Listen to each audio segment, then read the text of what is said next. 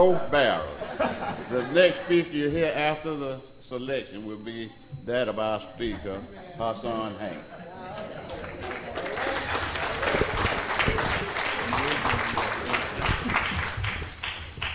I've been lied on, sure enough talked about, even mistreated. My name's scandalized. I know God sees and hears everything. He sees and hears everything. Oh Lord, I've been lied on, sure enough talked about, even mistreated.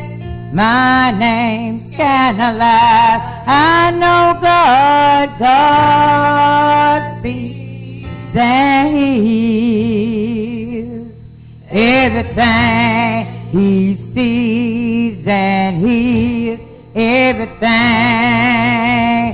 Oh Lord, sometimes I'm up, Lord knows I've been down, almost level, yeah, to the ground. When your enemies, they do you wrong, I just keep on growing strong. Oh, I've been lied on, sure enough talked about, mistreated. My name's scandalized. All I know, God sees and hears everything. He sees and hears everything. Oh Lord, how can you sit there and tell lies on me, knowing that God sure enough sees?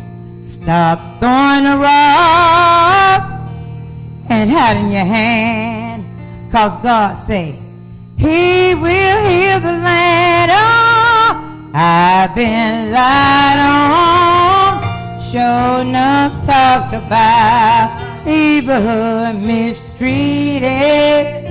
My name's scandalized. I know God sees and hears everything. He sees and hears everything.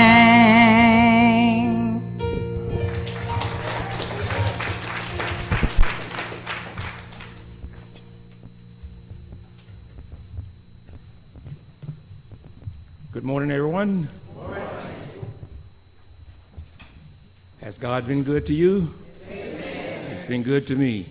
Amen. Put Him first, you can't go wrong. Amen. Am I not right? No matter where you are. I've been all over the world, and I tried to take God with me everywhere I went. Amen.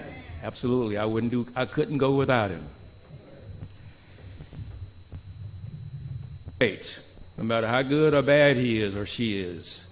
When they introduced him, you notice Nancy Pelosi, was it long or short? She just said, "Ladies and gentlemen, the President of the United States." That was it. That was it. My point is this: the shorter the introduction, the more important the person is. That means I'm not that important. So if I ever have the occasion to be introduced again, remember that, Mr. Johnson. All right. You're going to say, "Ladies and gentlemen, Hasan Hanks." Got it. You already got that, right? Good. I've been asked to speak 3 times in my life, believe it or not, because I'm not a public speaker. And you'll understand why in a few minutes. Not in that way, I hope not. And the reason will come later. I don't know whether you remember or not, but I met Reverend Holly He's the president of the NAACP station in Dawson. I met him here, I believe, for the first time. And he caught me off guard because I was sitting probably 7 rows back. And he asked me to come up and give a background about what I was doing in Clay County. Because when I moved back to Clay County from Georgia, from California rather, I promised myself I was just going to live on the farm and enjoy the rest of my life there, and that's it. But after traveling through Fort Gaines, which has hardly anything, I decided I've got to do something about that because it was depressing. So I formed an organization called Clay County Churches United, and we started things going because I learned when I was speaking before the commissioners, the commissioner had made me a promise 5 years prior to my talking before the commissioners. And he left me a message on my cell phone stating that he would promise me to do a certain thing. 5 years later, when I moved back to Georgia, I went before the commissioners and reminded him of that. He said, I did not say that. I did not say that. I swear I didn't say that. That's what he said. I said, sir, you called and told me you were going to take care of that promise you made me. But he back and forth. At that juncture, he would not take advantage of the space that I was trying to give him to get out of it. So I said, sir, may I play a voice message? Now, he said nobody would, to himself I believe, nobody would save a voice message for 5 years. So he called my bluff. He said, go ahead and play it.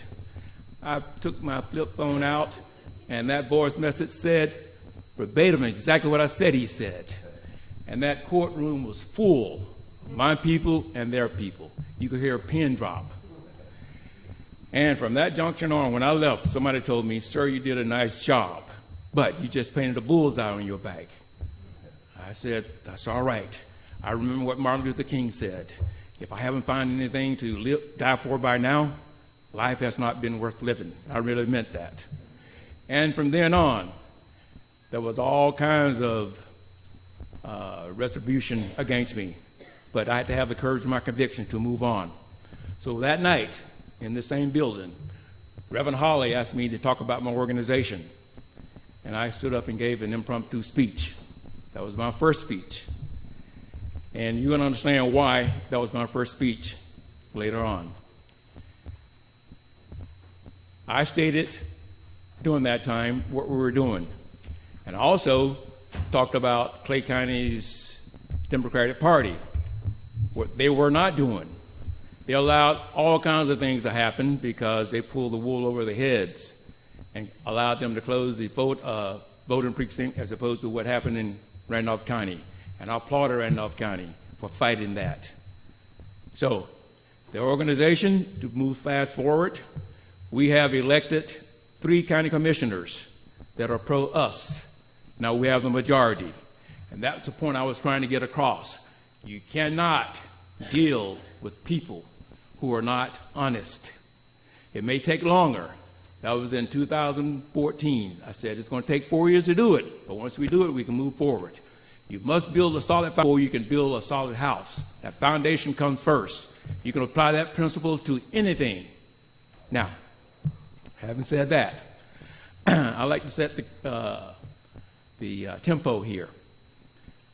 Now, I'm not criticizing anyone, but some people give speeches and they stand there or sit there and read to you.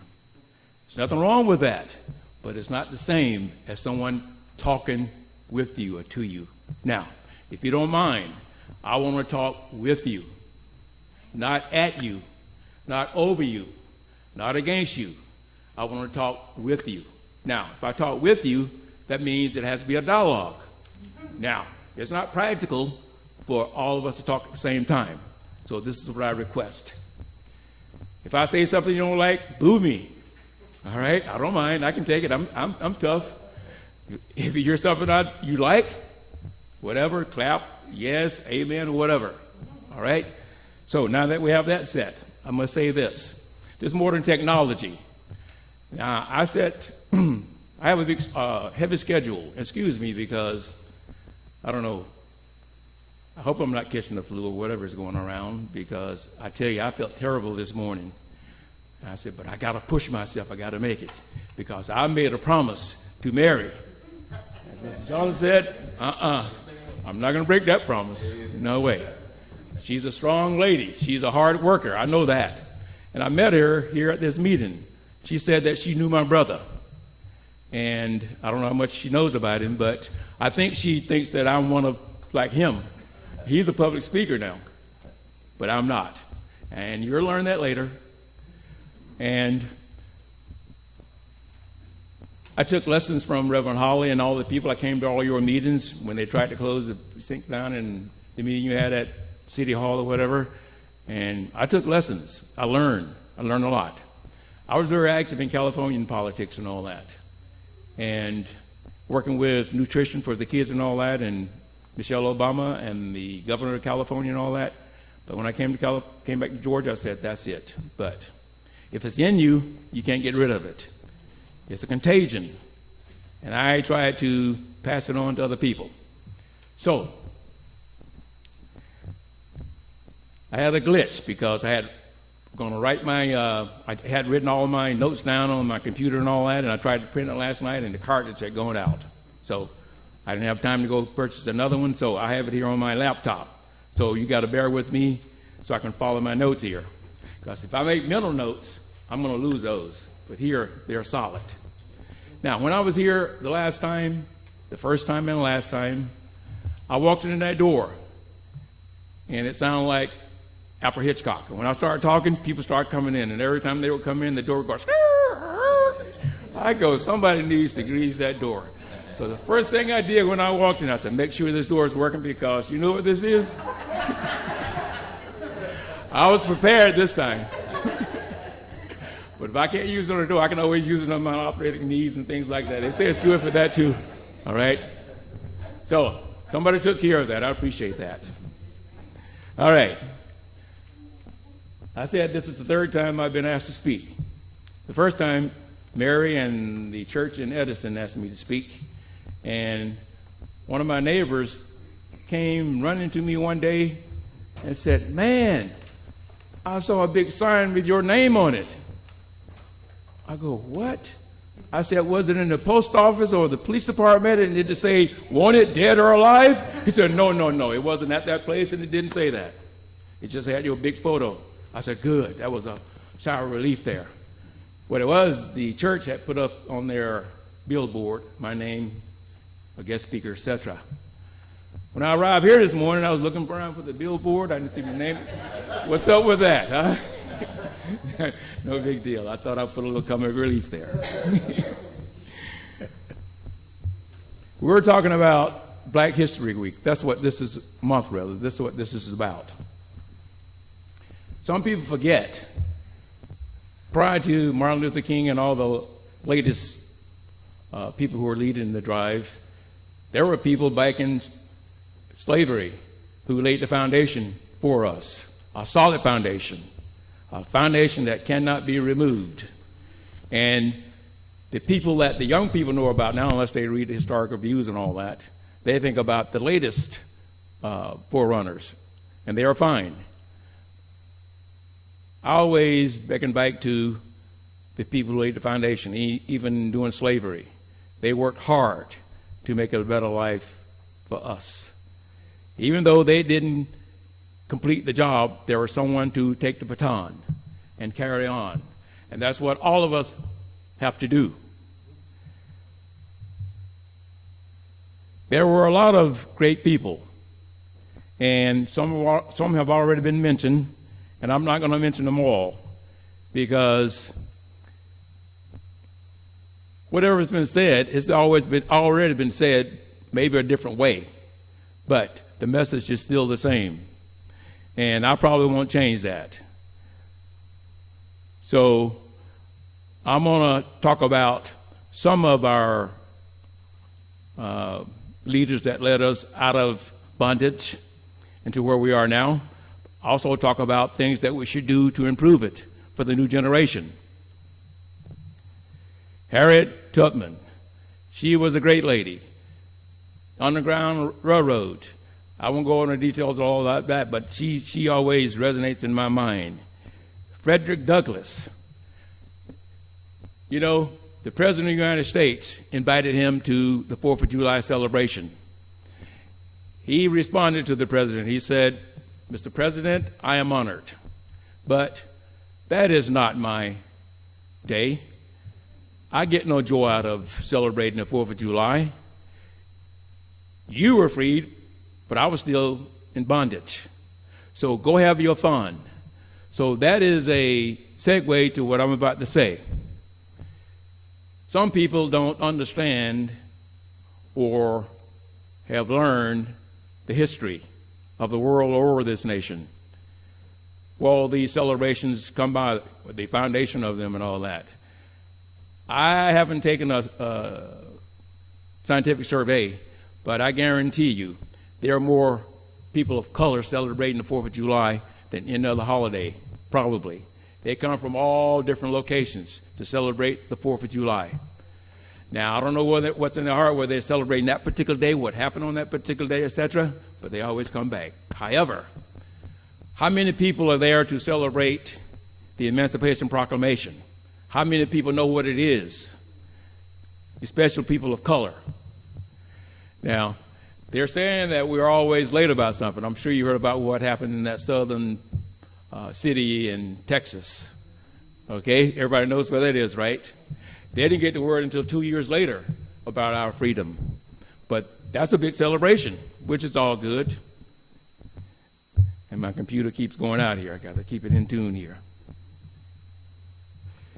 Booker T. Washington, he is one of my greatest heroes. He was an educator. And a lot of people don't know this, but my brother passed this on to me. It's not in the history books. Back in those days, after slavery, the slaves, if they wanted to go to school, they had to be funded by the blacks, for the farmers, etc. But he wanted to go to a school that already been in existence, and the only school that of that caliber or kind, especially in the South, was a white school. And my brother told me he agreed, and this is terrible, hold your ears if you don't want to hear it, he agreed to be castrated in order to go to that school.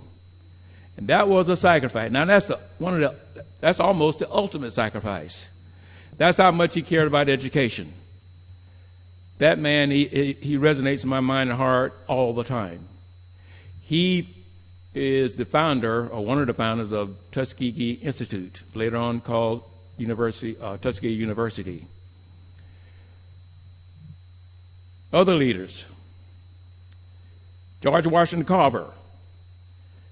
He is one of my heroes.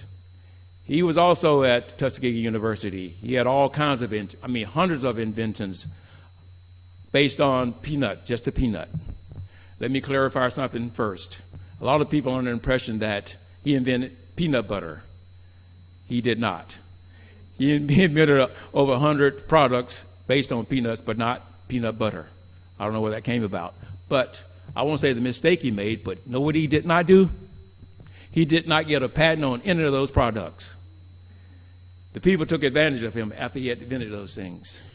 Now, Emory University in Atlanta. Do you know what product they invented at that university? Anybody knows? Coca-Cola. Now, all the revenues for the rest of the existence of that university will come to Emory. And that's what we got to be aware of. Now, money isn't everything. I hope everybody knows that. But it is something. If you put your faith in God and let that be your foundation, the money will come, whatever you need to survive and support your family. But George Washington Carver was a very good man. He did a lot of good things. I like some of the quotes that Booker T. Washington said. And this is one that I really love. He said, "Living is the art of loving. Loving is the art of caring. Caring is the art of sharing. Sharing is the art of living. If you want to lift yourself up, lift someone else up." That's important. Don't be selfish. You just think about yourself only. Think about others. They need you, especially us.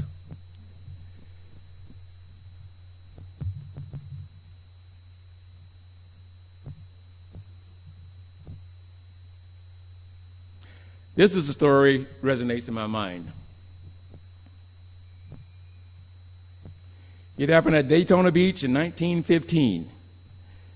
This young man, Howard Thurman, I don't know if you heard about him or not. He was leaving Daytona Beach to go to Jacksonville to get an education because he couldn't get it in Daytona Beach. But when he got to the train station, they would not take his luggage. It was all beat up, and he had to pay a special fee in order to have it transported to Jacksonville. He was sitting there crying. All that time and money his parents had invested in all that to make that trip, he was a sad young man. All of a sudden, he looked down, he saw some big feet in front of him, and he looked up. It was a tall man standing in front of him, and he said, "Boy, what are you crying about?" And that young man, Mr. Thurman, told him. He said, "If you want to get out of Daytona Beach that badly, I'm going to pay whatever it takes for you to get your luggage there." He went to the station and asked how much it's going to cost to ship that piece of luggage, and he paid it, and that man just walked away.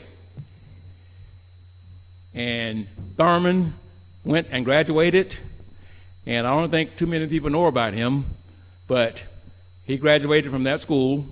He became the chaplain at Howard University, and later on a big university in the Northeast. And he was declared one of the greatest civil rights leaders in the 20th century. As a matter of fact, he was a good friend of Martin Luther King. Those kind of people, most of them are not in the history book, but they made a difference in our lives and the lives of others.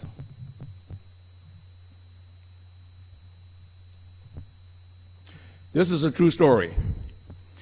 There was a teacher, and the 7th graders or 8th graders were getting ready to make the transition from junior high school to high school.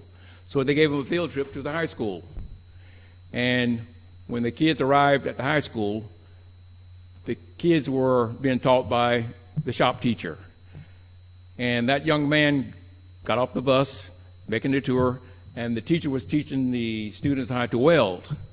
And the instructor invited the students to just observe. But young man said, "Sir, can I do that? My grandfather taught me how to weld." And the instructor said, "Son, I can't allow you to do that because you're not a high schooler yet. Be ready for next year." And after that bus left with those students, that teacher turned around and talked with his students. He said, "You see that young man? One day he's going to be your boss if you don't watch out."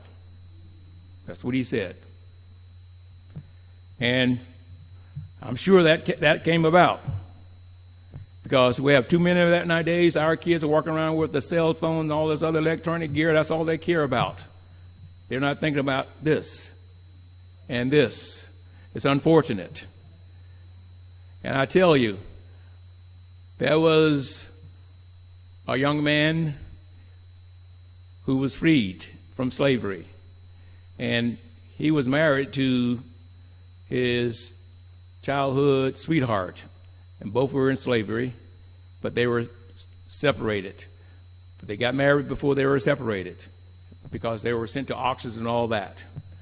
But in 1863, when they were freed, the young lady, because they had 2 kids, they had jumped the broom and all that prior to all that, they had two kids, and the young lady, she said that she remembers vividly that the master came out and said, "You are just as free as I am."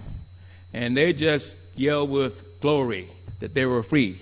And she said the first thing she did, she went to the spring, took some water from the spring, and she washed dust of slavery away from their bodies. And later on, she rejoined her husband, and they moved somewhere near Fort Gaines. And they prospered from then on. And they had kids, and they just flourished. And this is what they said about the male when he passed. This is in the Fort Gaines paper. Fort Gaines doesn't have a paper no longer, but back then they did have a paper. And this was written about a black man. And that very seldom happened, if anything, except when they were in jail or whatever. It said his name was Moses.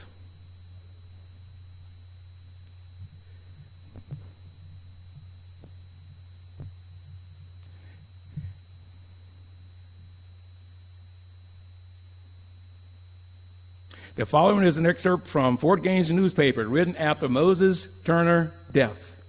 A Clay County citizen held in high esteem and regarded as one of the most upright men of his generation died this week.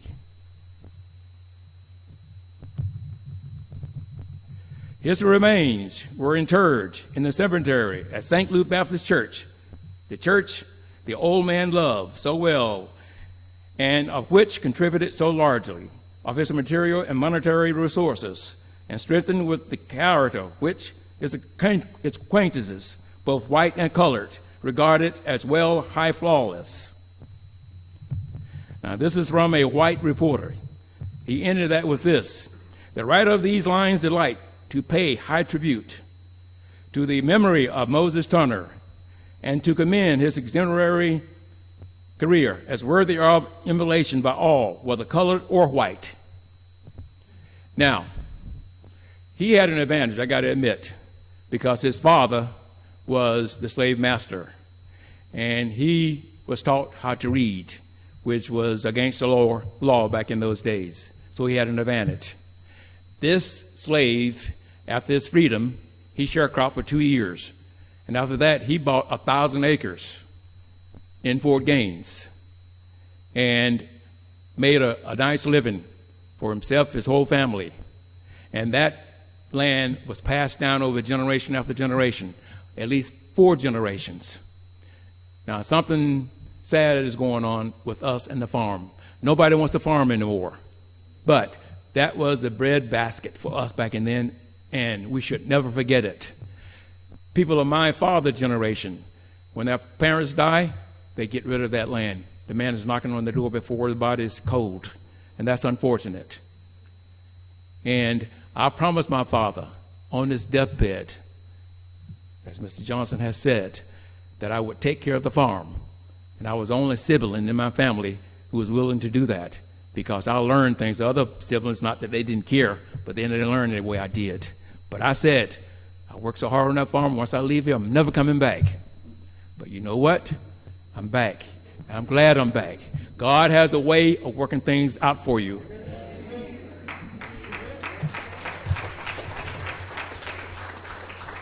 And I've never regretted it.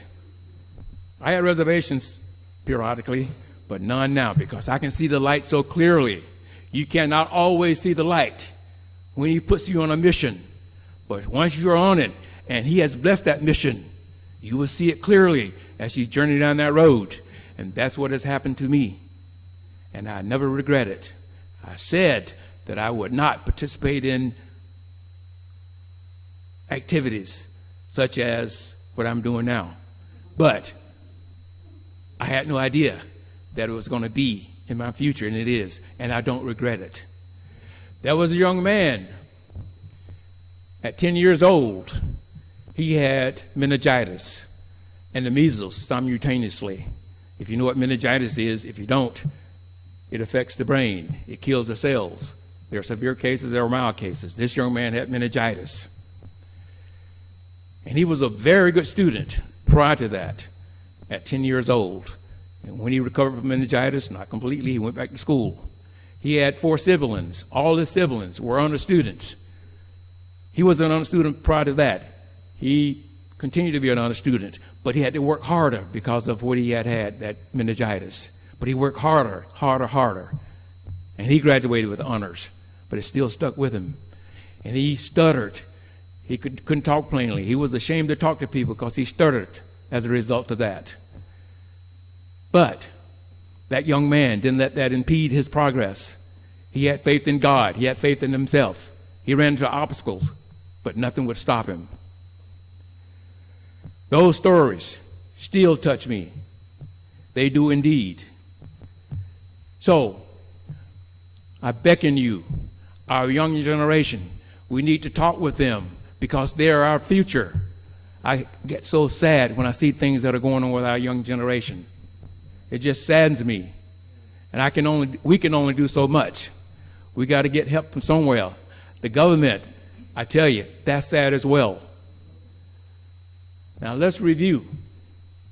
Now, I talked about a lot of things. And I haven't talked about all our heroes and all that. But, number one, That young man that was at that bus station, that young man that helped him.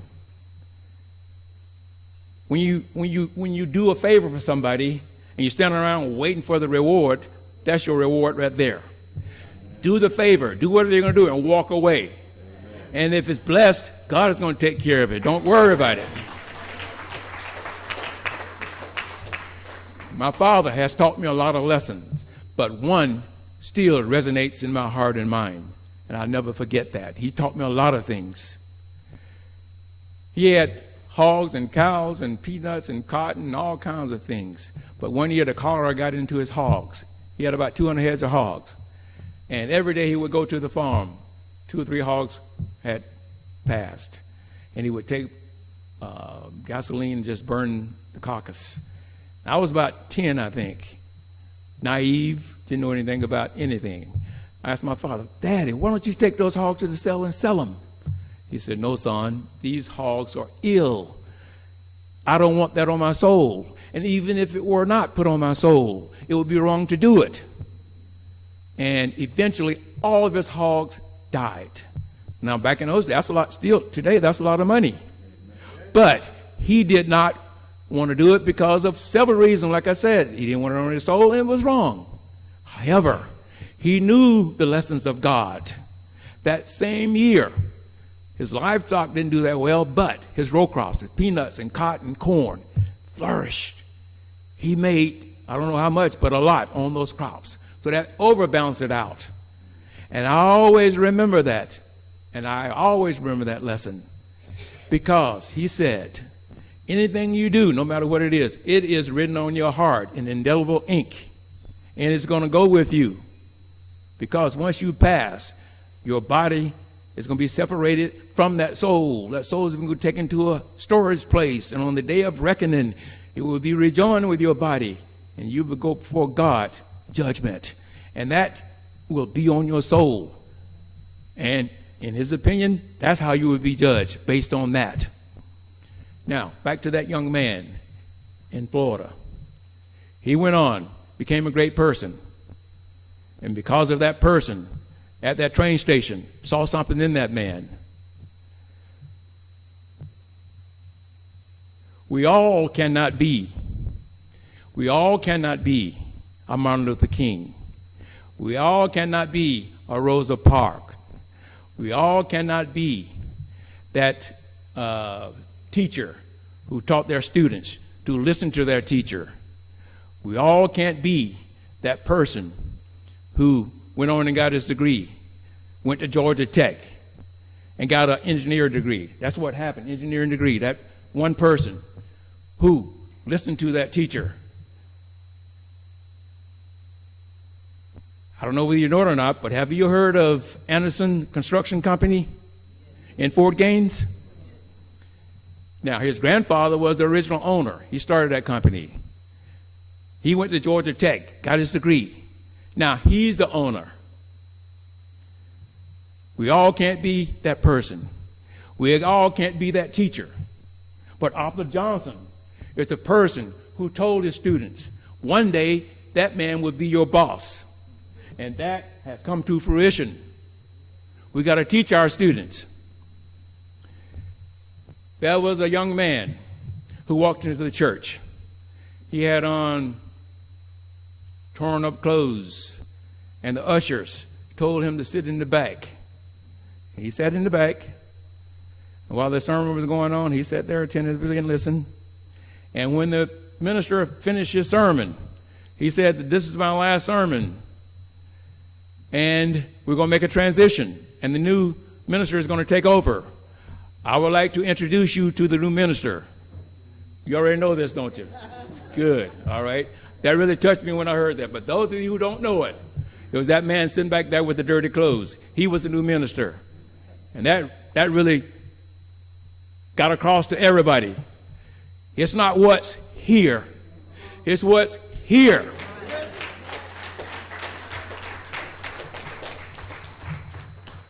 Now, when I went to Edison to give the guest speech, it was for Black History, but I had no idea that they were going to wear the dashiki and all that stuff. I came with my suit and tie and all that, Everybody had on this, right?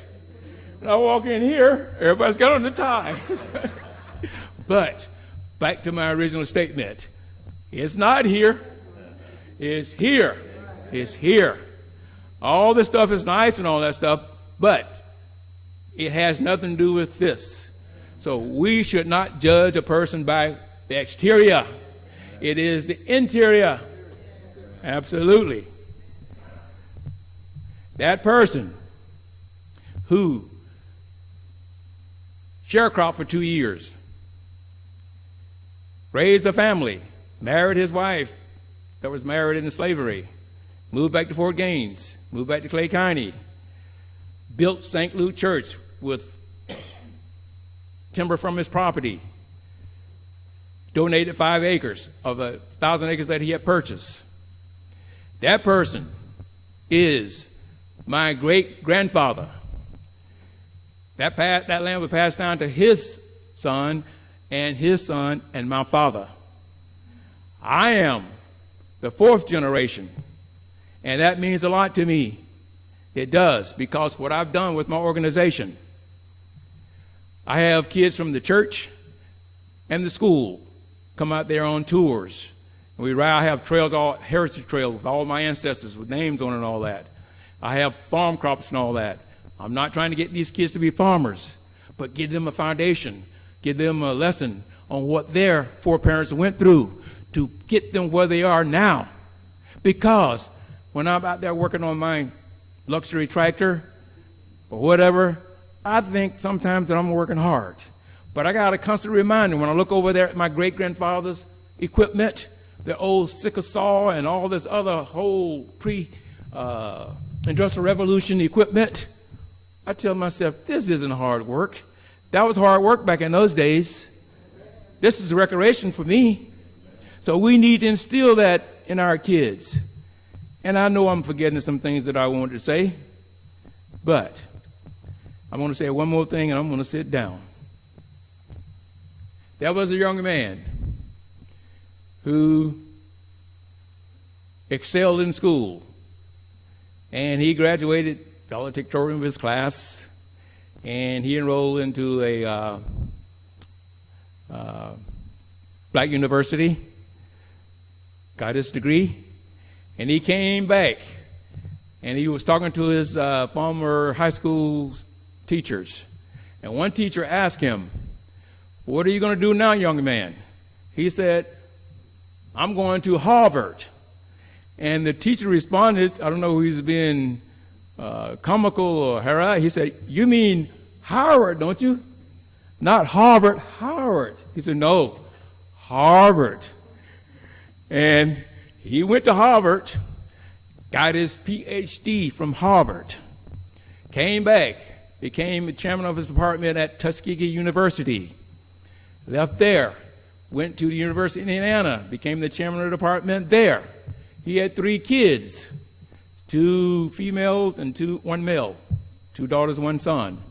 The 2 females, they excelled. One graduated from Spelman with honors, went to the University of Indiana and got her law degree. Another one graduated from Spelman, got her master's degree. Now she's going to medical school. The son, you know what's coming with that son, right? The son he was all interested in sports, athletics and all that. So he didn't deal with academic. But when he graduated from high school, he wanted to go to college. No college would take him. His father had graduated from Morehouse. He went to the dean of students, the dean of admissions, said, "Hey, please take my son. If he doesn't do well his first year, kick him out." His son, he ran track for the university, and he did just enough to get by. But he graduated from Morehouse. But this is what happened. This is what happened to a lot of people at the crossroads. His sister, roommate, wanted to meet his brother or her brother. She introduced him to her brother, and they sparked just like that. And that's what really got him on the right track. Put him with the right female, and they'll get you on the right track, or they'll get rid of you. And he really showed his potential because he was a better student than his siblings. He graduated from Morehouse, went to the University of Indiana, got his master's, didn't stop there, got his PhD, didn't stop there, now he's a professor there. Now, his father passed before he got a chance to see that. I wish he had seen it. But if he had lived, there would be 2 professors at the University of Indiana with the same name, Lawrence Julius Hanks. And I wish my brother had been here to see that. I just gave you an example of a lot of things that I've actually experienced. Now, back to that young man who had meningitis. When he was a young man, he was stuttering, couldn't speak well, and all. He was just miserable. He was afraid of girls. He was just all kinds of things. But one day, he said, I'm not going to be miserable anymore. I'm going to take care of this. With the strength of God, he started speaking better. He stopped stuttering, even though it comes back sometimes, like biting. That really touched me when he told everybody he used to stutter, but sometimes it comes back periodically. It comes back to me sometimes. It reminds me that it hasn't been completely gone. But I had the fortitude. I had the power to get rid of it. That bashment, I was afraid to talk the way I'm talking now. I would be shivering. No way. But you can do anything you want to, if you want to. That's right. But one thing don't forget, walk with God, and it'll make you stronger. And the end, the finish line, will be a trophy waiting for you. I appreciate your patience. I appreciate everything. I hope I've, done something for your day. If not, you can get your money back. Thank you very much. Appreciate it.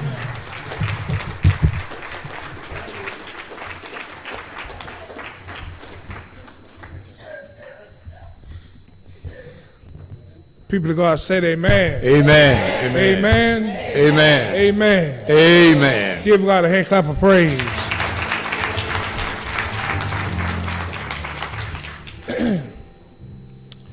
As I was sitting there, and he said a lot. As I was sitting there and trying to put it all together, talking about his life and the life of others and the life of some of our African American forerunners, the thought came in my mind. The thought that came to my mind is that he's always been with us. No matter how hard it's been for us, no matter how hard the road has been, no matter how hard they beat us and spit on us and scandalized us and made it hard for us, God's always been there for us. There's something that I want you to leave here today with as we open up the doors. If you do not know this same God that has always been here with us, we invite you to come. Down through the years, God's been good. Oh, down. I know the Lord. Oh, down. Ooh. Oh, the Lord. I said, Lord, be, oh, down through the years, oh, Lord, the Lord, oh, down, I know the Lord.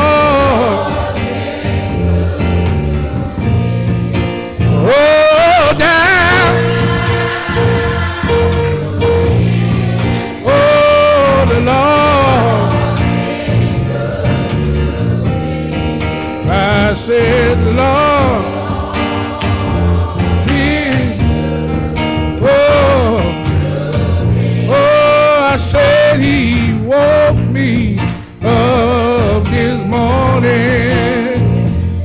the lost.